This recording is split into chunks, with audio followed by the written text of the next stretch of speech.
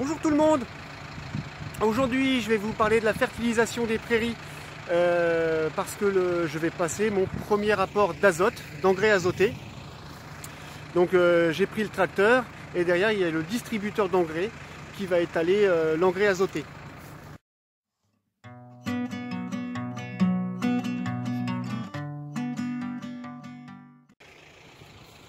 Alors ici, je ne sais pas si vous avez reconnu, on est dans la prairie des Ragondins que je vous avais montré dans une précédente vidéo.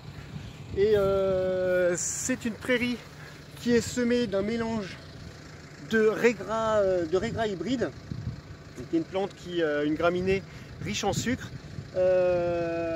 vraiment adaptée pour la fauche. C'est une prairie que je vais récolter en ensilage et en enrubanage et en foin. Les vaches ne vont pas venir pâturer ici.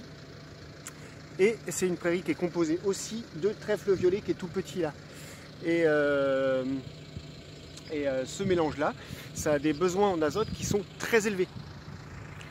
Les besoins en azote sur l'année vont être de 250 kg par hectare.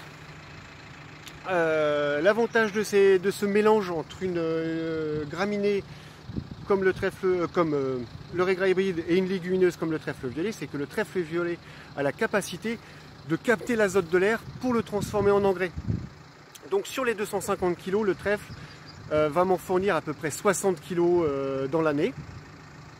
J'épand avec du lisier que vous avez vu dans une précédente vidéo aussi.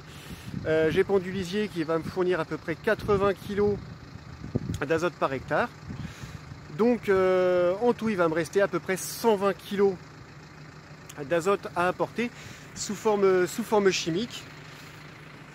Alors aujourd'hui on est le 19 février et il est largement temps de faire ces apports d'engrais parce que il est reconnu agronomiquement depuis une éternité, depuis très longtemps, depuis qu'on connaît la prairie, que le premier apport d'azote se fait à partir du moment où la température depuis le 1er janvier a dépassé 200 degrés jour. C'est-à-dire que quand une journée il fait 0 en mini et 10 en température maxi, ça fait 5 degrés jour, la moyenne entre les deux. Et il suffit qu'il y ait 40 jours comme ça pour atteindre les 200 degrés jour. Cette année, les 200 degrés jour ont été atteints dans les tout premiers jours de février. Et bon, il a neigé, il a plu. Là, depuis plusieurs jours, il fait à peu près sec. Donc là, voilà, on est quand même plus de 15 jours après. Il est grand temps de faire cet apport d'azote. Alors, je ne sais pas si vous voyez bien, mais la prairie, là, elle est quand même clairsemée. Donc, l'intérêt de faire un apport d'azote très tôt, c'est que ça va forcer la petite herbe, un petit peu comme ça, à faire un maximum de tiges pour avoir une herbe bien drue. Alors, l'engrais, les petites billes que l'on voit là, c'est de l'ammonitrate, à la fois qui contient des ions ammonium et des ions nitrates. Il faut savoir que la seule forme d'azote que peut absorber les plantes pour grandir, c'est la forme nitrate. Et donc, pour savoir donc la quantité à épandre, c'est moi qui la détermine.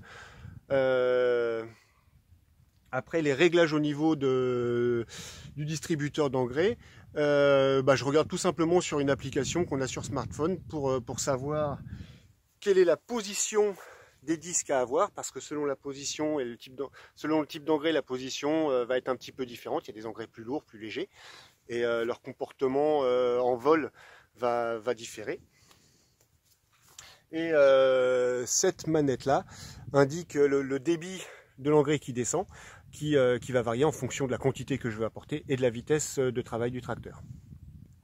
Voilà, donc là j'épand avec le GPS. Donc on voit, voilà, là, le distributeur il m'apprend sur 24 mètres de large, à 11 km/h. Et donc là je suis en train de faire ma ligne de référence au niveau du GPS pour que vraiment j'épande tous les 24 mètres et qu'il n'y ait pas de recoupement pour économiser l'engrais en fait. Hop, ma ligne de référence, elle est bonne. Hop.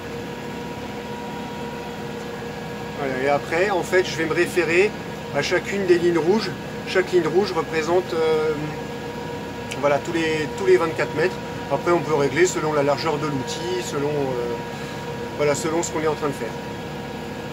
Donc la trace bleue indique là où j'ai déjà épandu de l'engrais. Et on va suivre la trace rouge. C'est parti. Et là, je déclenche. Et j'ai plus qu'à suivre cette ligne. Alors aujourd'hui, la quantité d'engrais que je mets, c'est 120 kg d'ammonitrate par hectare. Ça fait 12 grammes par mètre carré. Si on voulait faire l'équivalent sur un jardin de 500 mètres carrés, ça ferait 6 kg dépendus sur le jardin. C'est quand même relativement faible. Alors le temps aujourd'hui est vraiment idéal pour faire ça, parce que l'engrais, pour qu'il soit efficace, il faut qu'il se dissolve,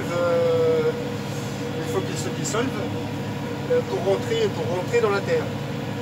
Et aujourd'hui, il fait suffisamment sec pour que le tracteur passe dans le champ sans abîmer. Et il fait légèrement humide, il y a un petit peu de pluie, ils annoncent de la pluie pour cette nuit, donc directement l'engrais dès demain, il sera à l'intérieur du sol, il pourra travailler, alors qu'en pleine période de gel, ce ne serait pas possible. Donc là, on voit bien là les petites billes qui sont, il y en a une là, une là, une là, une là, une là. C'est quand même pas beaucoup. Et il y a un truc qui est rigolo dans ce type de prairie qui associe des légumineuses et des graminées, c'est que si on met trop d'engrais azotés, les graminées vont pousser, vont clairement trop pousser et vont cacher le soleil au trèfle qui est en dessous. Et le trèfle du coup va dépérir et va crever. Et donc c'est vraiment un tâtonnement entre une dose suffisante d'azote pour garantir un rendement suffisant. C'est ça qui est un truc qui est super cool dans notre métier, c'est toujours d'essayer de trouver le meilleur compromis en fonction de la météo, en fonction des besoins des végétaux. Et voilà, moi j'adore faire ça. Allez, salut!